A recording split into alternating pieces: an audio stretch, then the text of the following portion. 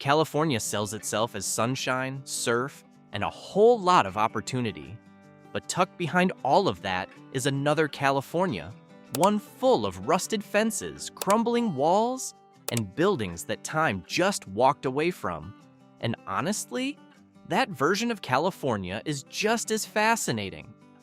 Today, we're going deep into 17 unbelievable abandoned places in California.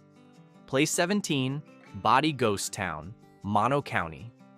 If you want to understand what it looks like when an entire town simply stops, Bodie is your answer. Situated at 8,379 feet in the eastern Sierra Nevada, Bodie started out as a modest mining camp after W.S. Bodie, yes, with a Y, discovered gold in 1859. Bodie himself never got to enjoy the fame. He died in a blizzard that same winter on a supply run, before the town that would bear his name ever fully materialized. By 1879, Bodie had exploded to somewhere between 7,000 and 10,000 residents and roughly 2,000 buildings. It had saloons, 65 of them by some accounts, brothels, gambling halls, a Chinatown, 2 churches, several newspapers, and a reputation so dark that a young girl reportedly wrote in her diary, "Goodbye, God, I'm going to Bodie." Whether she was terrified or excited is anyone's guess, but the line stuck. The gold ran out, the population evaporated, fires tore through in 1892 and again in 1932. And by 1942, when the last mine closed, Bodie was done. California took it over in 1962 and made a deliberate choice not to restore it, just to preserve it exactly as it was left, in a state of what they officially call arrested decay. The furniture is still in the houses. Bottles still sit on the saloon shelves. The schoolhouse chalkboard still has a lesson written on it. That's not a movie set, that's just Bodie. There's even a local legend, the Curse of Bodie, warning that anyone who takes anything from the park will suffer terrible bad luck until the item is returned. The park rangers will tell you that they regularly receive packages in the mail containing rocks, nails, broken glass, and other pilfered items, always with a letter explaining the misfortunes that followed the theft. Whether you believe in curses is your business, but people keep mailing stuff back, which suggests that enough of them aren't willing to test the theory. Bodie sits at 8,379 feet, gets buried under snow every winter, and is only accessible by a dirt road for the last 3 miles of the drive. None of that stops the roughly 200,000 visitors who show up every year to walk those silent streets. It was named California's official state gold rush ghost town, which is a title that sounds made up, but is completely real. Place 16, Bombay Beach, the Salton Sea. The Salton Sea is, technically, an accident. In 1905, a poorly built irrigation canal diverted the Colorado River into a dry desert basin for nearly 2 years before engineers could stop it. The result was California's largest lake, 35 miles long, sitting 228 feet below sea level and entirely landlocked, with no way for water to drain out. By the 1950s and 60s, the Salton Sea had somehow become one of Southern California's most popular resort destinations. Frank Sinatra performed at clubs along its shore. The Beach Boys came through. Bing Crosby was a regular. Bombay Beach, on the eastern shoreline, was packed with vacationers, water skiers, and boaters who genuinely thought this was California's answer to the French Riviera. Then the water kept evaporating, the salt kept concentrating, agricultural runoff poisoned the ecosystem, fish died by the tens of millions, birds followed, and the smell, sulfuric, rotting, could drift all the way to Los Angeles on the right wind. One by one, residents and businesses left. By the 1980s, Bombay Beach was a ghost town. Today, around 200 people still live there. Half-submerged buildings sit along the shore. Old trailers bake in the desert sun. And since 2016, artists have been holding the Bombay Beach Biennale, an annual festival that turns the ruins into an open-air gallery. It started with the theme, The Art of Decay, which, considering what the town looks like, was a remarkably on-the-nose choice. Place 15, Rockoola Water Park, Newberry Springs, right off Interstate 15, about halfway between Los Angeles and Las Vegas, there's a water park. Or rather, there's what's left of one, and if you've driven that stretch of highway more than once, you've probably glanced over and wondered what the heck happened to it.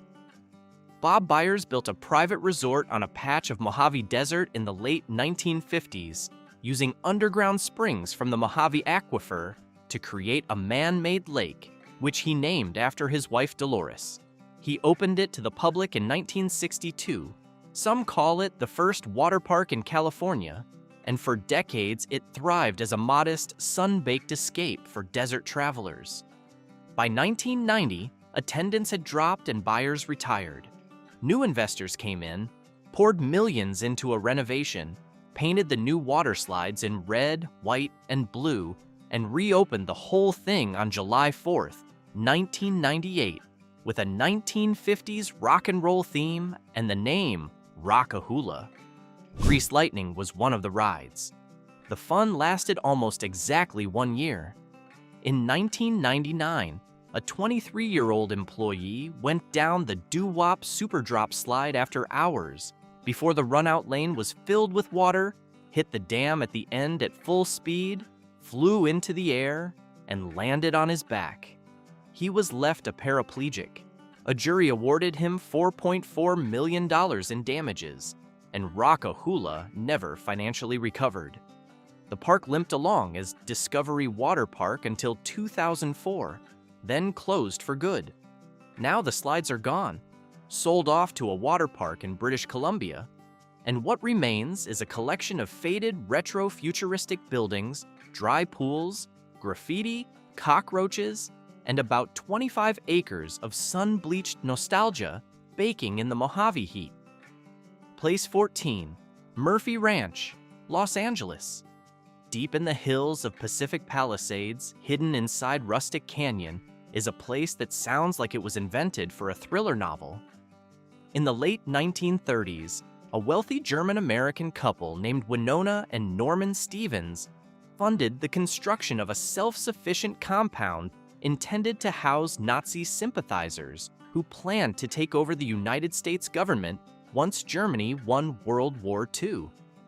The compound, built by a man named Will Kint, who belonged to a pro-Nazi organization called the Silver Legion of America, included a diesel generator, a fuel storage facility, a bomb shelter, and enough infrastructure to house several hundred people indefinitely. The plan was to wait out the war, then emerge and install a fascist government once the dust settled. It went about as well as you'd expect. Pearl Harbor was attacked in December 1941. The United States entered the war, and federal agents arrested the Stevenses and the Silver Legionnaires within days. The compound was never used for its intended purpose. Today, the ruins are accessible via a long hike from Rustic Canyon.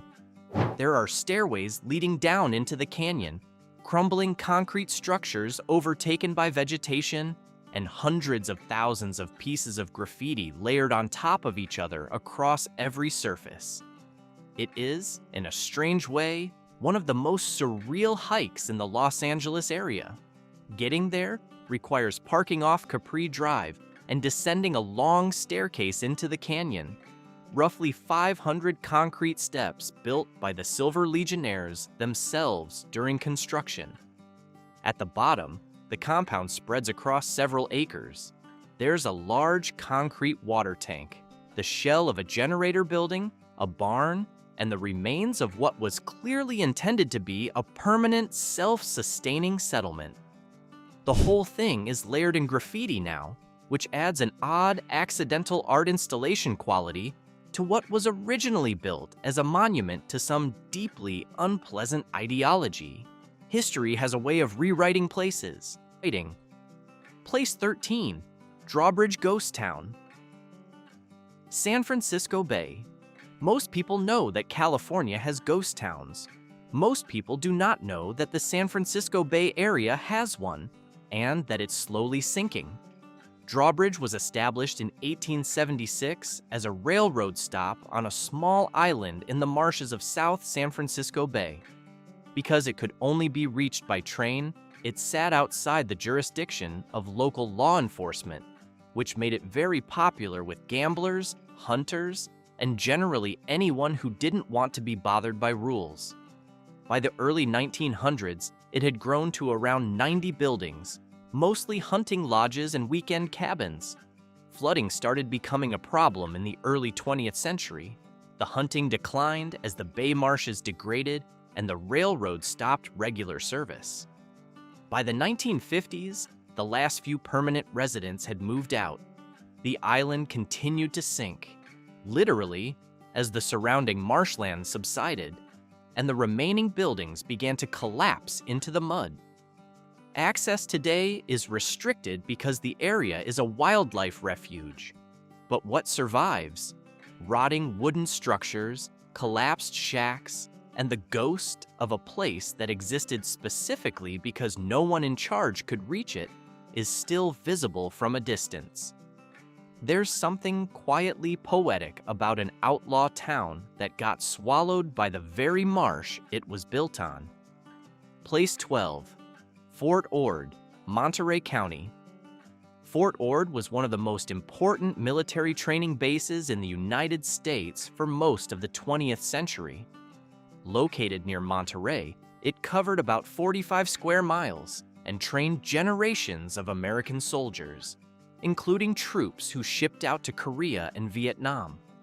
At its peak, over 50,000 people lived and worked there. The base was decommissioned in 1994 following the end of the Cold War and the closure of hundreds of military installations across the country. When the Army left, it left in a hurry. Barracks, training facilities, administrative buildings, and entire neighborhoods of military housing were simply abandoned. And underneath all of it, a particularly nasty problem. The Army had used large portions of the base for live fire training, meaning unexploded ordnance was scattered across the landscape. The cleanup effort has been ongoing for decades and is one of the most expensive environmental remediation projects in California history. Parts of the former base have been converted into California State University Monterey Bay and various parks.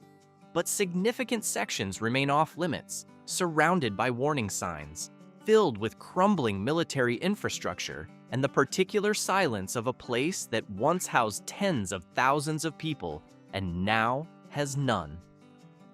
Walking through the accessible areas of Old Fort Ord is a genuinely unsettling experience.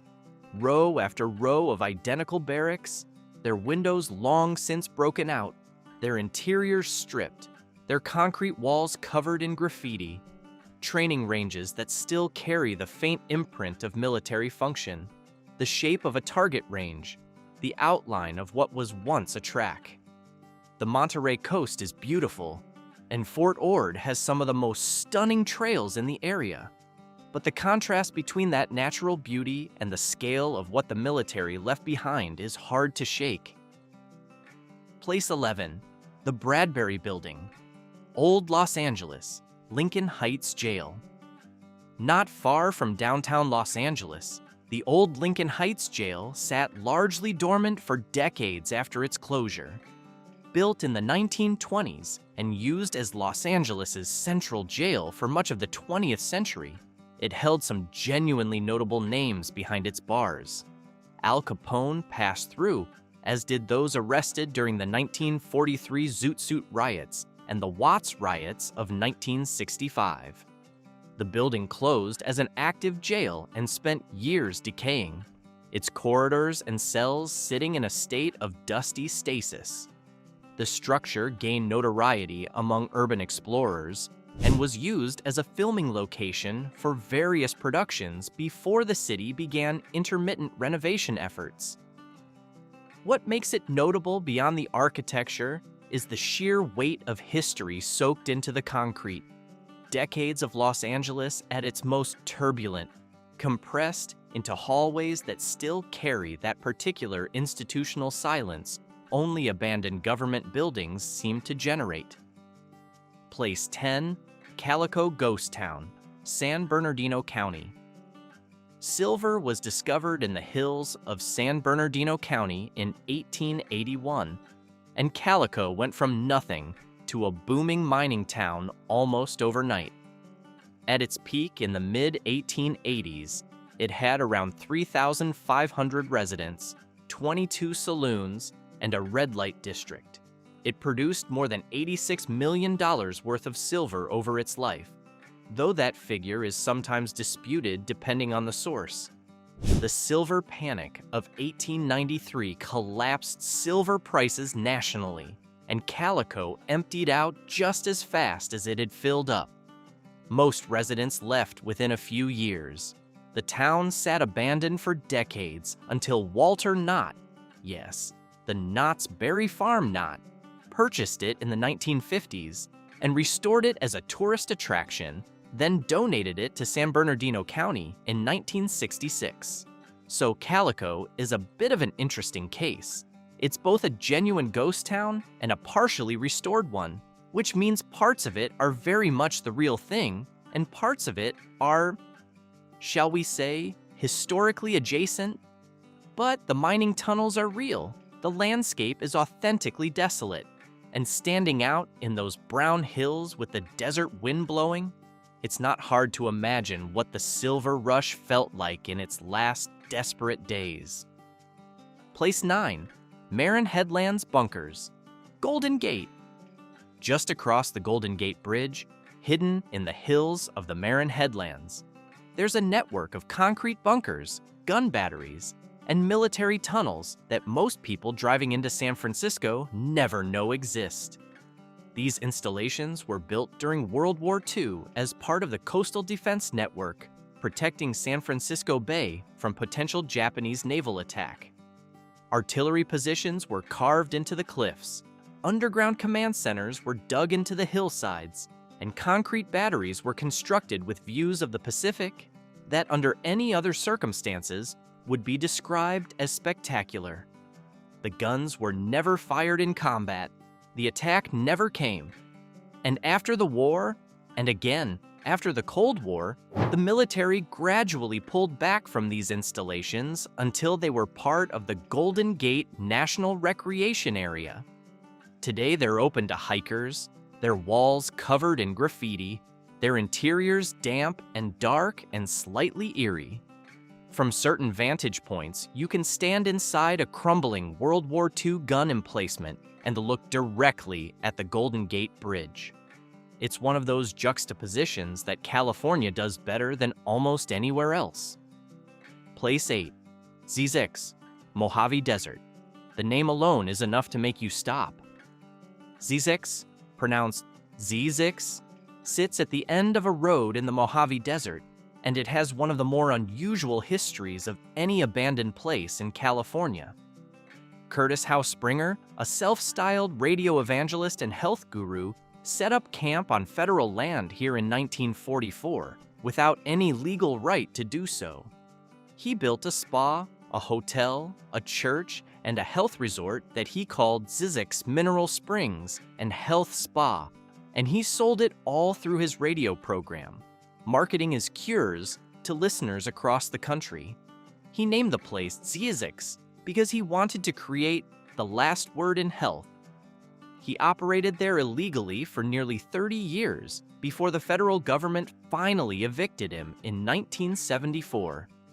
After his departure, the site became a legitimate research station, the Desert Studies Center, operated by the California State University System. The original buildings still stand, some in use, others in various states of decline. There's a small lake, the original mineral springs. surrounded by palm trees that look slightly out of place against the desert. It's a strange place, equal parts con man's dream and scientific field station, sitting at the end of a road named after its own peculiarity. Springer, for his part, was a genuine character. He reportedly held no medical license, manufactured his own health products with names like Antediluvian Tea and Mohair, and broadcast his pitch across the airwaves for decades to an audience that largely bought what he was selling. The federal government charged him with squatting on public land, trespassing, and making false health claims. He was 71 when they finally evicted him, and by all accounts, he left peacefully. He died in 1986. The Desert Studies Center continues to operate at the site to this day, conducting legitimate research in the habitat he essentially built for entirely different reasons. Place 7, Goat Canyon Trestle Bridge, San Diego County. On the outskirts of San Diego, in a canyon so remote and steep that it's barely accessible without a serious hike, stands what's often described as the largest wooden railroad trestle in the world. The Goat Canyon Trestle was built in the 1930s as part of a rail line connecting San Diego to the Imperial Valley. The canyon it crosses is deep, and the terrain was brutal enough to construct that the trestle took extraordinary engineering to complete. It stretches roughly 640 feet across and stands nearly 200 feet above the canyon floor. It's made of wood, which is remarkable on its own, and it's been out of active rail use for decades. Getting to it requires hiking through the Carrizo Gorge area of Anza Borrego Desert State Park, navigating through tunnels, and crossing some genuinely challenging terrain. But those who make it report that standing on or beneath the trestle, this massive wooden structure rising out of the desert canyon, is one of the more quietly astonishing things you can experience in Southern California. It's like stumbling onto something the world forgot existed. One hiker wrote of the experience, and that's about right. Place 6, SS Palo Alto, Sea Cliff State Beach.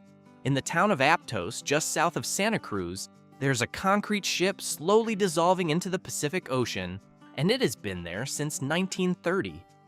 The SS Palo Alto was built during World War I as part of an experimental program to construct ships from reinforced concrete, the idea being that steel was scarce and concrete was plentiful.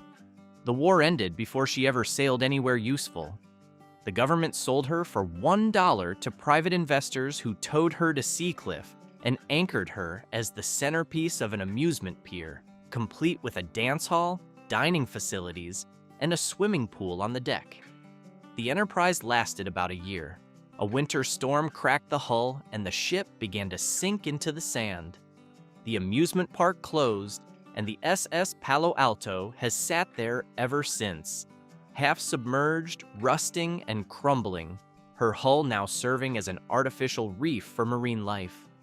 The pier that once connected her to shore has been closed to foot traffic for years due to storm damage, but she's visible from the beach. There's something almost absurdist about it. A concrete ship that never really worked, now acting as a fish habitat off the California coast.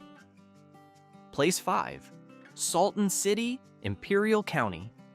If Bombay Beach is the ghost town that everyone now knows about, Salton City is the one that most people still drive past without quite registering.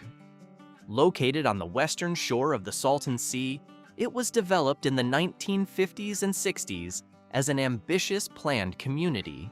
Streets were graded, lots were sold, a marina was built, and a yacht club was established. At its height, the development company was selling thousands of lots to hopeful investors who imagined a desert resort community on the shores of California's inland sea. The streets are still there, miles and miles of paved roads with names and street signs, running through empty desert, leading to lots that were never built on. The flooding of the 1970s, the ecological collapse of the Salton Sea, and the complete abandonment of the resort vision left Salton City as one of California's most haunting examples of real estate optimism gone wrong. Today, a small number of people do live there, mostly retirees. But most of the platted streets lead nowhere, the marina sits dry, and the yacht club is a ruin. The whole place feels like a city that was planned in detail and then simply never happened. Place 4, Nitwit Ridge, Cambria. Arthur Harold Beale, also known as Captain Nitwit, spent about 50 years building a house on a hillside in Cambria, California, out of whatever he could find. Abalone shells, car parts, toilet seats, old appliances, beer cans, tires, bottles, anything that could be stacked, fixed, or cemented into place went into the structure. Beale started building in the 1920s and kept going until he died in 1992. The result is a multi-tiered structure that defies conventional classification, part outsider art, part accidental architecture, part statement about what one determined and eccentric person can accomplish with enough time and absolutely no interest in building codes. It was declared a California historical landmark in 1981, which must have surprised at least a few people. After Beale's death, the property sat largely dormant for years. It's sometimes described as the poor man's Hearst Castle. Hearst Castle being just down the road, which seems both apt and a little uncharitable. Hearst had architects and an unlimited budget. Beale had shells and stubbornness. Honestly, that's the more interesting story. Place 3, Lompoc Army Air Force Base, Santa Barbara County. Stretching across the hills northwest of Lompoc, the remains of Camp Cook, later expanded and used during World War II and the Korean War, left behind an enormous footprint on the California landscape. What became Vandenberg Space Force Base in its active portions still has vast adjacent areas where old military infrastructure sits in varying states of disuse and decay. The history of the site tracks almost perfectly with America's 20th century military timeline. Training grounds, barracks, and ranges built in the urgency of wartime production were later left behind as priorities shifted, the Cold War evolved, and the mission of the base changed entirely from ground troops to ballistic missiles and eventually space launches.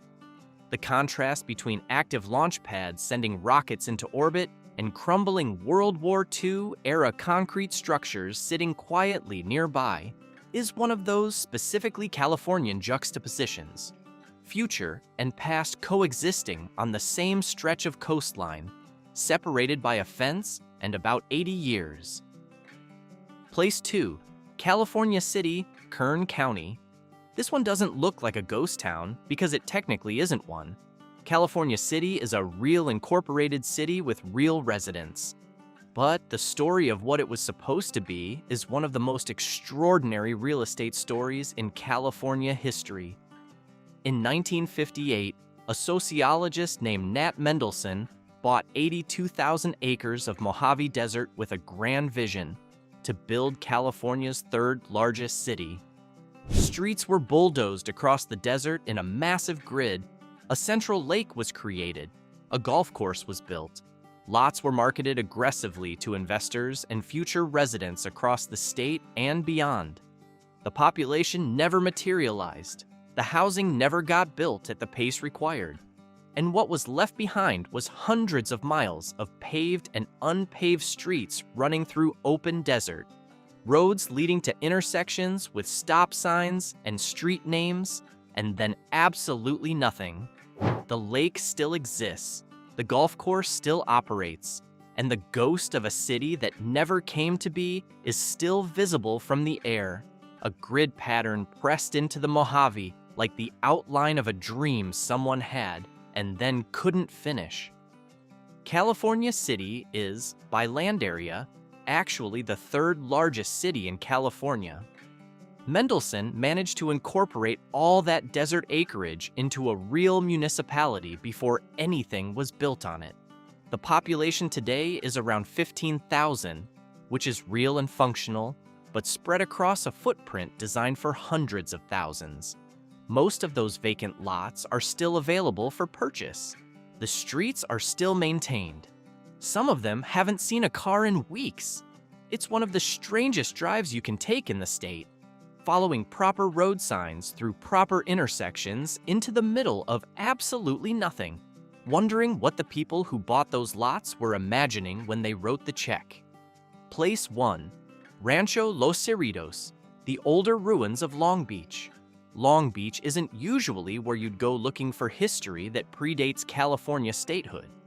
But at the edge of what is now a suburban park sits Rancho Los Cerritos, a large adobe structure built in 1844 that served as the headquarters for one of the largest cattle ranches in Southern California. At its peak in the 1840s, the rancho ran tens of thousands of cattle across hundreds of thousands of acres. The adobe, 2 stories with a surrounding veranda, was one of the grandest structures in Southern California at the time. After the rancho era ended and the land was subdivided and sold in the late 19th century, the adobe went through various owners, periods of neglect, and near ruin. Today, it's a museum and city landmark, which means it's technically no longer abandoned. But what makes it worth including is what surrounds it. The ruins of outbuildings, the traces of what was once an enormous agricultural operation, and the sense that this small preserved adobe is surrounded by a modern city that was built, essentially, on top of everything that came before it. The abandonment happened not to a building, but to an entire era, and the adobe is one of the last things still above ground to prove it existed. And there you have it. From ghost towns in the High Sierra, to a concrete ship dissolving on the coast, to a fascist compound hidden in the canyons of Los Angeles. California doesn't just have a lot of abandoned places. It has a lot of stories inside those abandoned places. Every crumbling wall has a reason it's crumbling. Every empty lot was once somebody's plan, and every place on this list was, at some point, alive in a way that was completely unremarkable, until it wasn't anymore. If you made it this far, go ahead and hit that like button and make sure you're subscribed so you don't miss what's coming next. There's a lot more out there, and we're just getting started.